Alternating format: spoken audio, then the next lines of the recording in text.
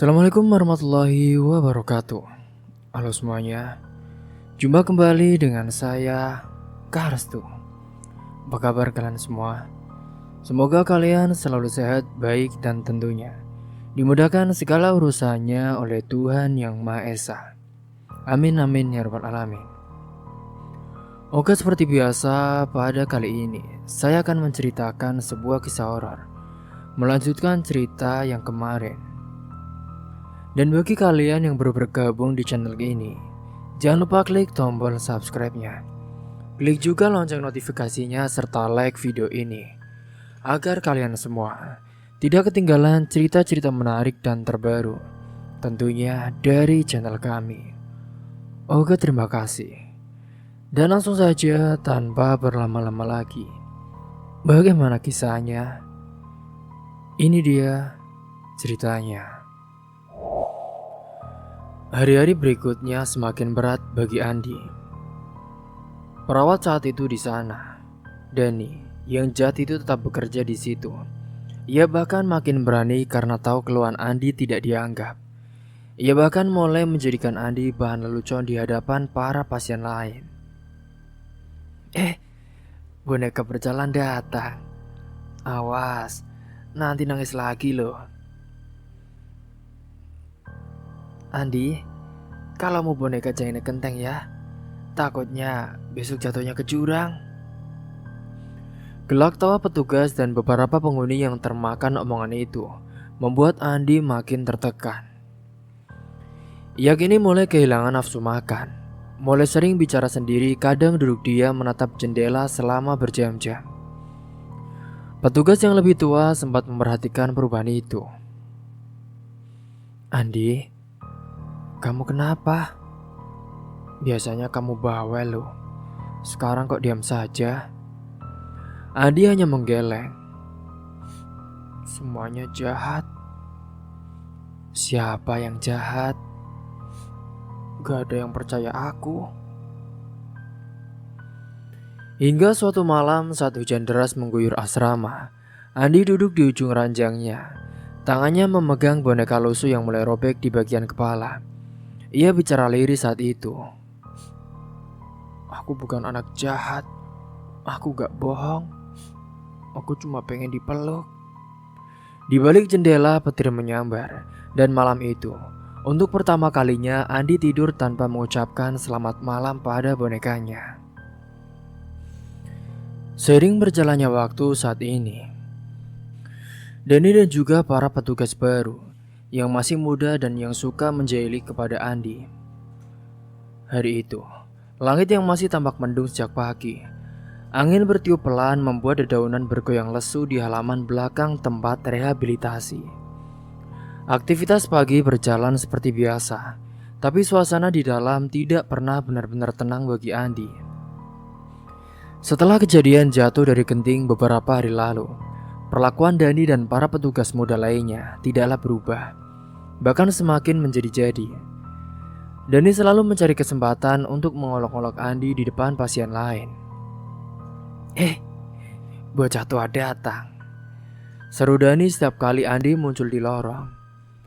Beberapa pasien lain ikut tertawa. Mereka mengira Andi adalah orang yang gila, bukan orang yang memiliki kelainan otak. Meski tidak semua paham maksudnya, ada juga petugas perempuan baru, namanya Rena, yang juga ikut-ikutan memandang Andi dengan jijik. Masa iya sih? Udah gede kayak gitu, ngomong masih cadil dan peluk boneka? Dasar orang gila, ucap Rena sambil tertawa dengan dua temannya di ruang istirahat. Andi hanya menunduk setiap kali mereka berbicara begitu. Hatinya seperti ditusuk, tapi ia tidak sepenuhnya mengerti kenapa mereka jahat. Tapi ia tahu betul rasanya dibenci dan juga direndahkan. Dani pun sering menyembunyikan sandal Andi atau menuang air di kasur Andi lalu bilang, "Wah, si Andi ngompol lagi." Andi kadang hanya menangis, kadang diam. Tapi makin lama tangis itu berubah jadi emosi yang mendidih. Ia merasa terpojok, merasa tidak ada seorang pun di dunia ini yang percaya kepadanya, apalagi mau membelanya. Suatu siang saat istirahat, Dani dan dua temannya iseng lagi. Mereka menyembunyikan makanan Andi lalu membuang bonekanya ke tong sampah. Lo tuh kayak sampah ya Andi. Jadi cocok bonekanya itu di tempat sampah juga. Andi berdiri kaku. Nafasnya memburu, mata besarnya menatap lurus ke Dani, lalu ke bonekanya yang tergeletak di dalam tong kotor itu. Jangan, itu boneka aku. Jangan dibuang. Ucapnya pelan, suaranya berat dan juga gemetar. Lo kok marah? Mau nangis lagi ya? Laki-laki kok, mainnya boneka. Ayo, kita rekam aja. Ejek Dani sambil tertawa. Perawat itu sungguh tak ada kemanusiaannya terhadap pasiennya yang memiliki kekurangan. Namun saat Dani mendekat dengan ponsel di tangannya, Andi saat itu bergerak dengan cepat. Dengan tenaga yang tak terduga, Andi mendorong tubuh Dani hingga pria muda itu terjatuh, menghantam lantai dengan keras.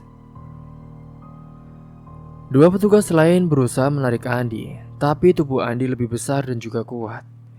Ia berontak dan mendorong satu persatu saat itu. Rena menjerit dan mencoba melarikan diri, tapi Andi menangkap ujung lengannya dan mendorongnya ke dinding saat itu. Suara benda jatuh terdengar keras. Para pasien pun menjerit ketakutan. Andi membungkuk mengambil batu kecil di sisi pot bunga besar yang hancur saat perkelahian tadi. Nafasnya memburu, matanya merah, bibirnya mengatup dengan rapat. Jangan ambil boneka aku. Jangan sakitin aku lagi. Kalau kamu gak mau menderita, teriak Andi dengan keras sekali. Dani dan yang lainnya tidak pernah menyangka bahwa Andi bisa marah seperti itu. Hingga Dani yang hendak bangkit karena terkena hantaman batu di lengannya, ia pun menjerit. Gila nih orang. Dasar orang gila. Gua hajar loh. Keributan semakin kacau saat itu. Suara teriakan, suara pecahan barang dan tangisan beberapa pasien yang ketakutan bercampur menjadi satu. Hingga sampai akhirnya Pak Adi, petugas senior yang biasanya mengurus terapi musik, ia datang berlari. Andi, berhenti Andi. Nak, berhenti. Sudah. Teriak Pak Adi saat itu. Andi terhenti, batu di tangannya jatuh. Tangannya gemetar, ia pun melihat ke sekeliling. Banyak yang memandanginya dengan takut dan Dani saat itu sudah tergeletak. Rena menjerit sambil memegangi lutut. Satu petugas lain pun berdiri ketakutan di sudut saat itu. Pak Adi lalu mendekat dengan pelan, mencoba tenang. Tapi ekspresinya berubah keras saat melihat luka di lengan Dani dan wajah panik petugas lainnya.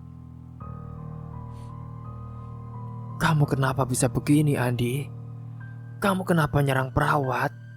Kenapa nyerang petugas yang baru ini? Andi diam saat itu. Tubuhnya gemetar. Matanya penuh air mata, tapi tidak ada satupun kata yang bisa terucap dari mulutnya. Ia tak bisa menjelaskan apa-apa. Otaknya seperti terhenti, ia hanya tahu bahwa ia marah, kecewa dan lelah dijadikan mainan. Andi, jawab. Kenapa kamu mukul? Kenapa kamu pakai batu? Andi masih diam. Tangannya perlahan memeluk boneka lusuh yang jatuh dari tong sampah. Dan ia duduk di lantai sambil memeluknya erat-erat.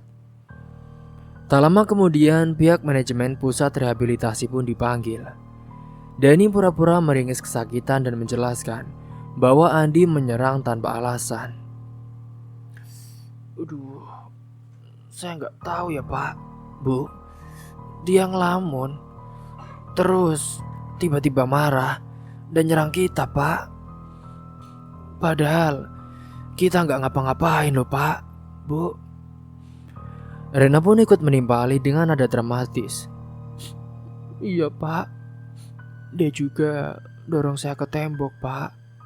Saya sampai pusing sekali nih kepalanya. Lihat deh, ini juga ada lebam.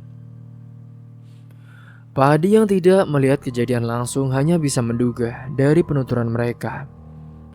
Satu-satunya saksi yang mungkin bisa bicara hanyalah pasien-pasien lain.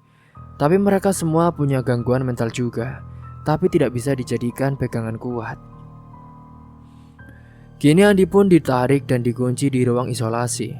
Di sana ia duduk sendiri memeluk lutut tanpa berkata-kata. Air mata terus mengalir saat itu. Tapi tak ada suara keluar, ia hanya menggumam.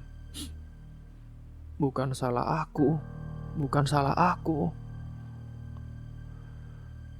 Berita kejadian itu pun sampai ke telinga Pak Amin dan juga Bu Kiki.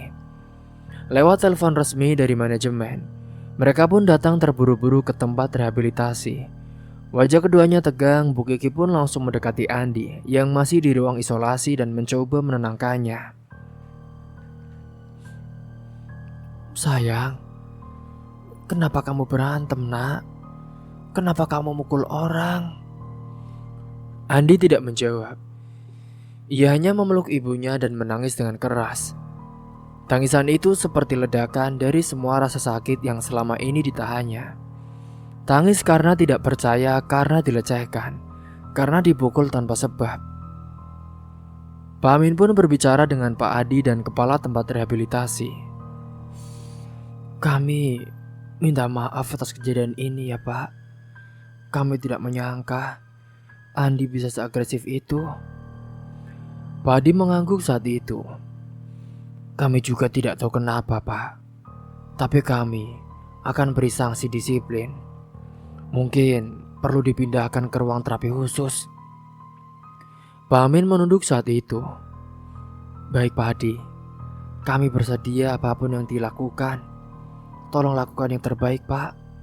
Asal anak saya tidak makin stres. Dan saya harap dia bisa kembali normal. Meskipun hanya 10%. Di sisi lain Dani dan Rena tersenyum licik saat melihat Pak Amin meminta maaf. Seolah-olah anaknya yang bersalah.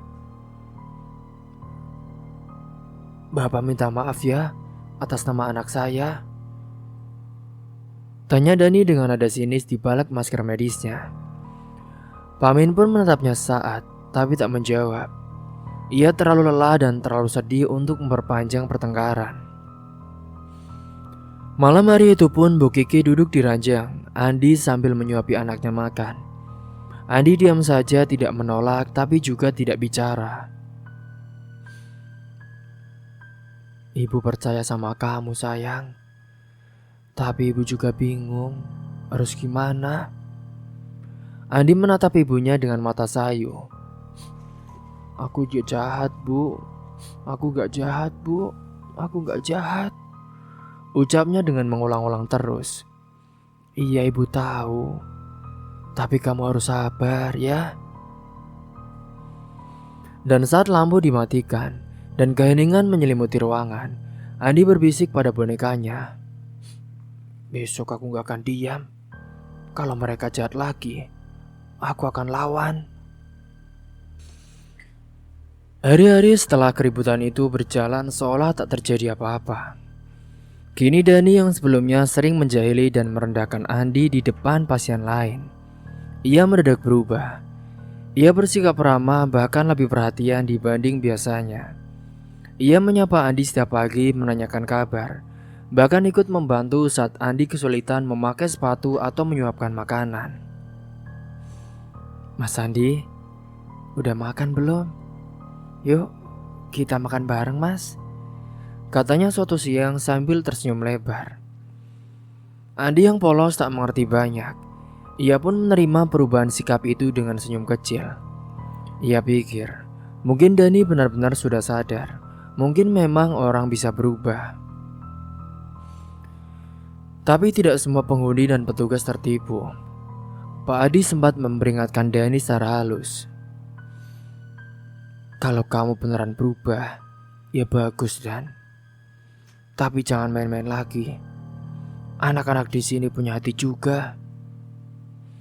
Namun Dani hanya tertawa kecil dan menjawab, Iya Pak, saya ngerti kok. Saya cuma pengen bantu sekarang. Kenyataannya Dani tidak berubah. Ia hanya menyimpan dendam dalam diam. Setelah kejadian dipukul dan dibanting oleh Andi, harga dirinya seperti diinjak-injak.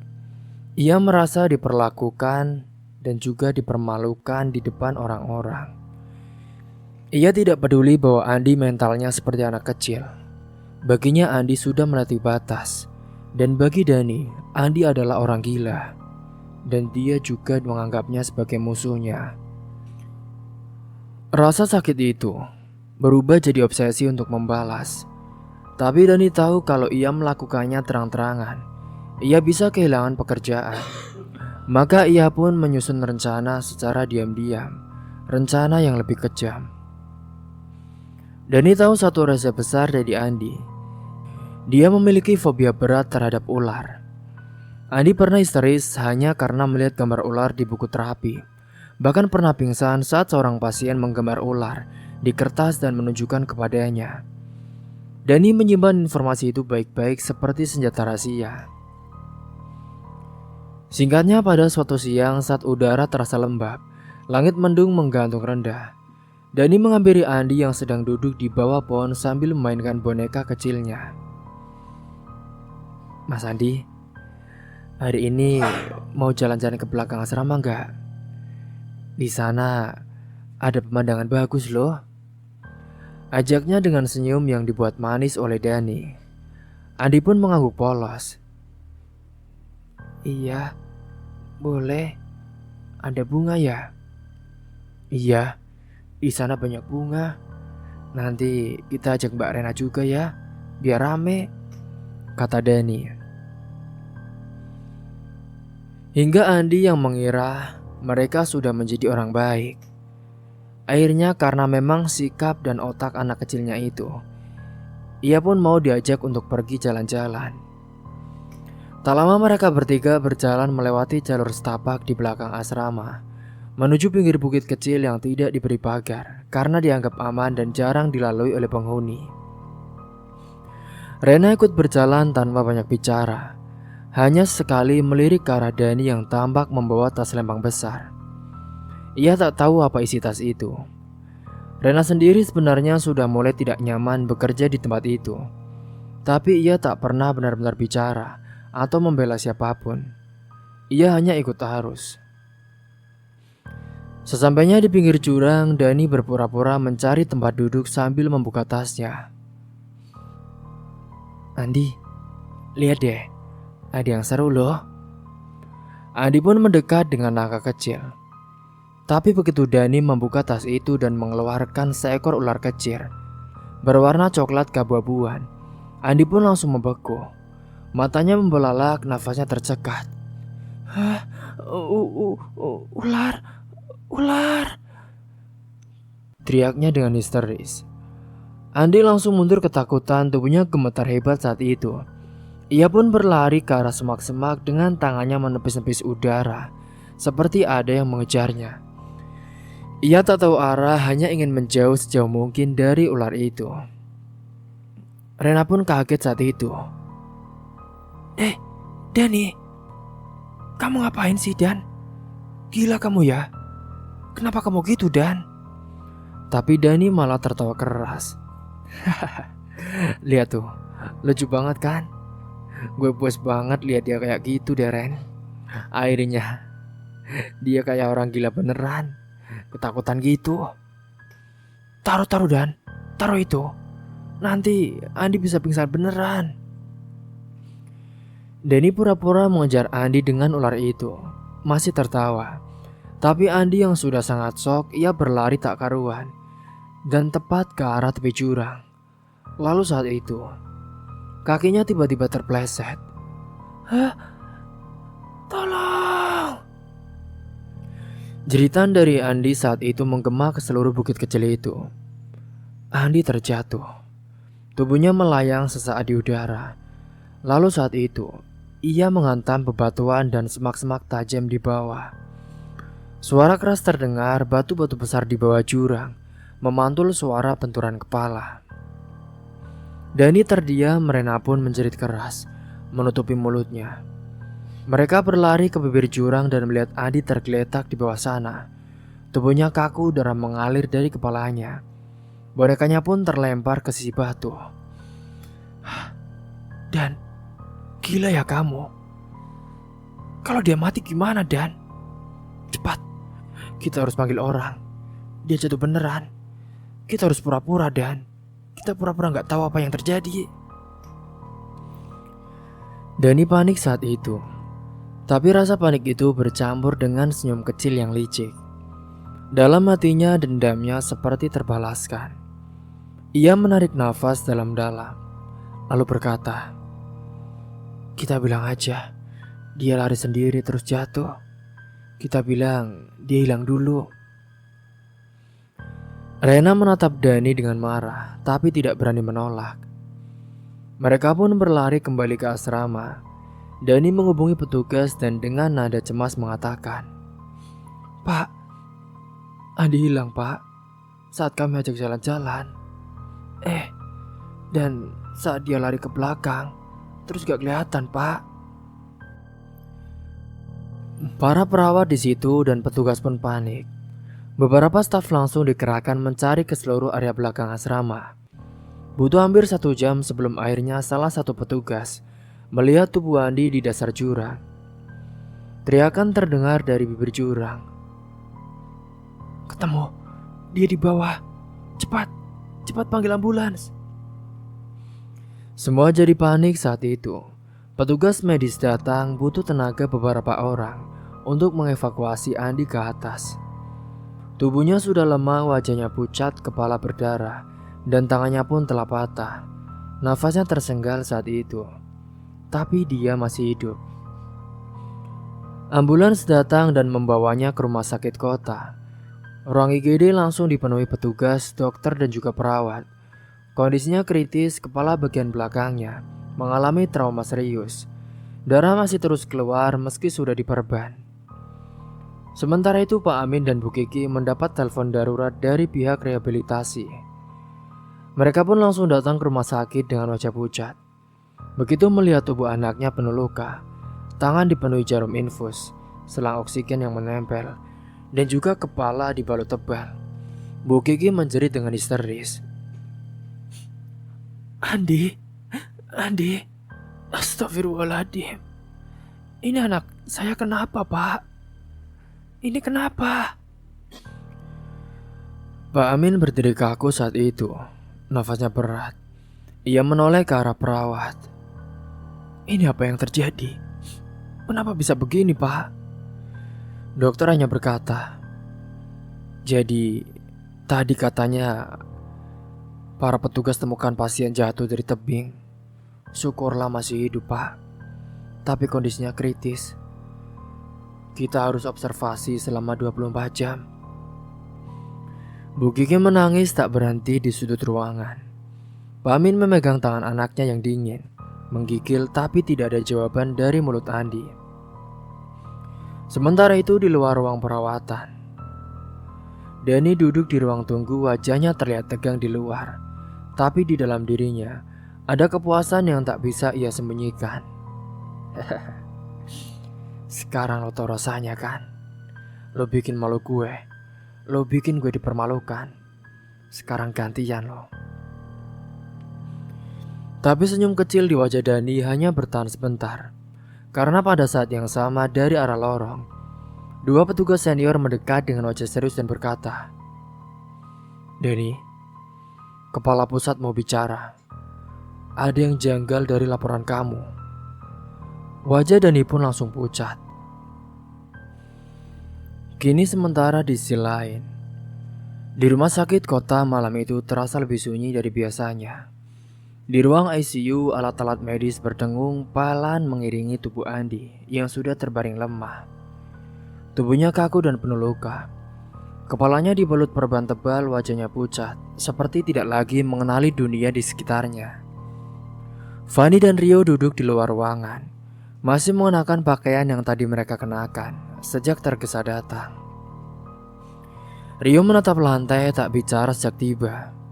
Fanny menggenggam tangan adiknya, berusaha tetap kuat meski wajahnya sudah bengkak karena menangis. "Fanny, Itu apa ya?" kata Rio pelan menunjuk saku jaket Andi yang baru tadi sore diberikan oleh Bu Kiki. Fanny pun berdiri dan membuka perlahan saku jaket kakaknya yang masih dilipat di atas kursi tunggu. Tangannya gemetar ketika ia menarik keluar benda kecil berwarna coklat yang terbuat dari karet. Itu adalah seekor ular mainan. Wajah Fanny pun langsung berubah. Ia menoleh ke arah Rio yang juga terdiam.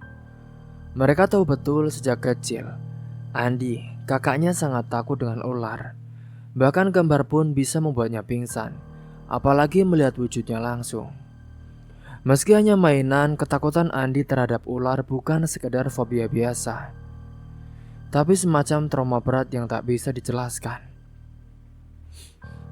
Siapa yang naruh ini ya? Ini Kak Andi pasti ketakutan setengah mati. Ini pasti disengaja deh, gumam Fanny dengan suara bergetar. Rio menatap kakaknya dengan mata berkaca. Berarti ada yang niat nakutin dia, Kak. Terus dia lari, terus jatuh. Apa jangan-jangan seperti itu kejadiannya?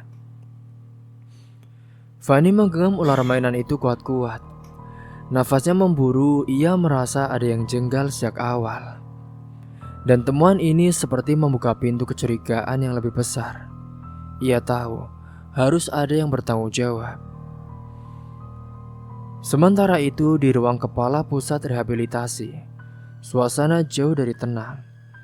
Dani duduk di kursi berhadapan dengan Pak Hadi, kepala tempat itu.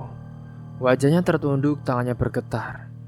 Rena sudah berdiri di sudut ruangan, wajahnya basah oleh air mata. Sudah Rena, ceritakan semuanya dengan jujur. Tidak ada yang akan menyalahkan kamu jika kamu memang tidak ikut, kata Pak Hadi tegas tapi pelan. Rena pun menunduk dan mulai bicara dengan suaranya pecah. Jadi kejadian awalnya Dani memang yang memulai, Pak. Saat itu, pada saat terjadi keributan itu, sebenarnya Dani, Pak, yang suka jail kepada Andi. Terus saat itu aku juga diajak Dani. Jadi aku senang tertawa ketika melihat Andi diperlakukan seperti itu, Pak, oleh Dani. Dan ketika Andi marah dan membuat Dani terluka hingga malu, saat itu ternyata Dani dendam. Dan ia merencanakan menakut-nakutinya dengan ular, Pak. Karena tahu kalau Andi itu takut banget sama ular, atau bisa dibilang trauma berat. Jadi pada saat itu Andi ketakutan. Dan terus karena Dani yang mengejar, Andi terpleset dan jatuh, Pak. Hingga seperti ini. Jadi ketika itu memang saya hanya ikut mereka ke belakang. Waktu itu Dani bilang cuma mau lihat bunga, tapi ternyata dia bawa ular. Ya meskipun itu ular mainan, tapi kan dia takut banget, Pak. Saya sudah teriak, saya bilang cukup, tapi Daninya gak dengar dan malah semakin menjadi-jadi, Pak. Pak Hadi menarik nafas dalam-dalam. Ia memandang Dani dengan tajam saat itu. Dani, kamu sadar apa yang kamu lakukan? Anak itu bukan hewan percobaan ya. Dia pasien. Dan kamu tega mempermainkan dia. Kalau sampai dia kenapa-napa atau bahkan dia bisa mati, kamu harus bertanggung jawab semua ini. Dani hanya menunduk, tapi dari sorot matanya ada sesuatu yang licik masih tertahankan. Saya hilaf, Pak. Hilaf? Kamu rencanakan ini, kamu tahu Andi takut ular. Kamu bilang ini hilaf. Tiba-tiba saat itu, suara telepon di meja Pak Hadi berdering. Ia pun mengangkatnya dengan cepat. Wajahnya berubah pucat. Halo? Iya, Pak Hadi di sini. Apa? Ini beneran? Di rumah sakit kota? Ya Allah, innalillahi wa inna ilaihi raji'un. Pak Hadi pun menutup telepon perlahan. Ia menoleh ke Rena lalu ke Dani. Dani, Andi dinyatakan meninggal dunia. Barusan dokter hubungi saya. Pendarahan di kepalanya terlalu parah. Rena pun terjatuh, duduk di lantai. Tangisannya pecah saat itu. Dani diam sejenak lalu menghela nafas pendek. Tak ada air mata, tak ada penyesalan, hanya satu lirik kalimat yang keluar dari bibirnya. Berarti udah selesai, Pak. Pak Hadi langsung berdiri. Ia mendekati Dani, menatapnya dengan tajam. Tidak, ini baru dimulai. Kamu akan bertanggung jawab atas semuanya. Mulai sekarang, kamu ditahan dan kita lapor polisi. Ini sudah pembunuhan akibat kelalaian. Dan mungkin lebih dari itu, ini juga pembunuhan yang direncanakan. Di rumah sakit, kabar kematian Andi disampaikan pelan oleh dokter jaga. Pak Amin pun jatuh terduduk di lantai koridor. Wajahnya kosong. Bu Kiki menjerit dan memeluk tubuh anak sulungnya yang kini terbujur kaku di atas ranjang. Selang-selang sudah dilepas, tubuh Andi ditutupi kain putih hingga ke dagu. Fani dan Rio berdiri di samping mereka, tak berkata-kata, sementara di tangan Fani, ular mainan itu masih digenggamnya dengan erat. Bu Kiki menangis histeris saat itu. Anakku, anak aku yang kami titip biar sembuh, malah mati. Dia bukan orang jahat, dia cuma pengen sembuh. Pak Amin memeluk istrinya saat itu. Wajahnya penuh amarah, tapi ia tahu tangisan tak cukup. Sudah Bu, kita akan tuntut mereka. Kita tuntut pusat rehabilitasi itu. Mereka harus bayar semua ini. Rio pun hanya memeluk Fani yang masih terdiam. Malam itu, rumah sakit penuh dengan pelayat dan juga aparat. Kabar meninggalnya Andi menyebar cepat. Beberapa warga wartawan mulai berdatangan. Media lokal pun mulai meliput dan pemberitaan menyudutkan tempat rehabilitasi yang dianggap lalai dan tidak manusiawi dalam menangani pasiennya. Jenazah Andi dibawa ke rumah duka. Tangis pun terus terdengar sepanjang malam. Boneka kecil milik Andi diletakkan di samping jenazahnya, satu-satunya benda yang menemaninya sampai akhir hayat. Di tengah suasana berkabung itu, Pak Amin mengangkat telepon dan berbicara dengan suara dingin. Saya ingin semua bukti dikumpulkan.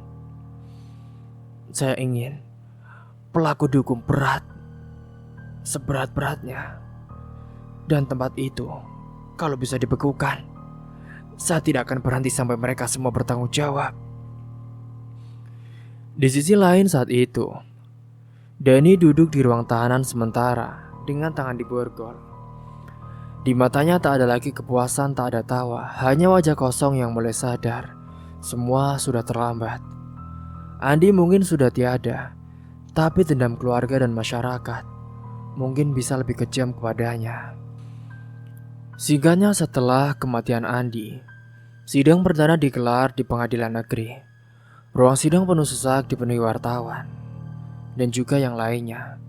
Keluarga korban yang datang membawa foto besar Andi dengan senyum polosnya. Saat itu, di kursi terdakwa Dani duduk dengan kepala tertunduk. Baju tahanan oranye melekat di tubuhnya. Ia tak lagi setegak dulu, tak lagi bersikap santai seperti awal penyelidikan. Hingga saat itu, jaksa penuntut umum berdiri. Suaranya lantang memenuhi ruangan.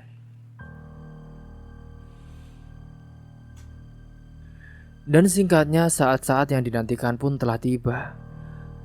Momen yang ditunggu. Hakim mengetuk palu dengan suara tegas. Wajahnya tanpa ekspresi saat itu. Mengadili, menyatakan terdakwa Dani bersalah telah melakukan penganiayaan yang menyebabkan kematian seseorang dengan kondisi khusus, secara sengaja dan juga direncanakan.